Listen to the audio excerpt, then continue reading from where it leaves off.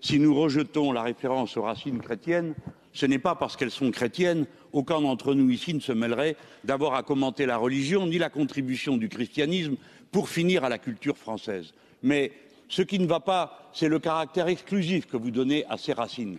Car les racines de la France, Monsieur Ciotti, vous avez évoqué le calendrier. Nous sommes au mois de juillet.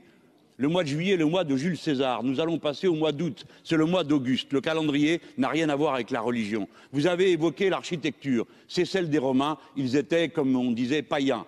Et puisque si vous êtes si bon français, souvenez-vous du fait que le seul empereur romain qui ait séjourné à Paris, Julien l'Apostat, était précisément réputé comme apostat parce que anti-chrétien et contre l'Église de son époque.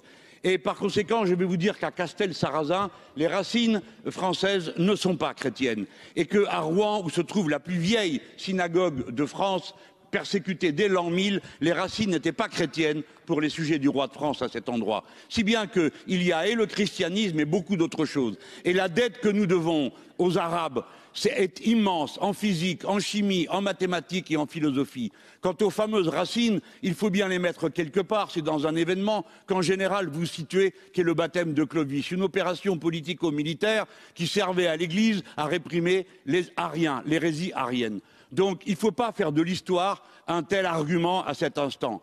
La volonté républicaine, c'est d'en finir avec la référence exclusive à une philosophie ou à une image qui essentialiserait les Français. La nation française ne sera jamais une nation ethnique ni religieuse. J'achève en vous disant que Lamennais, qui était bon catholique, disait qu'il voulait la loi de 1905 parce qu'il ne voulait pas être la religion officielle. Souvenez-vous-en, si vous voulez être bon français, venez aux racines de la laïcité.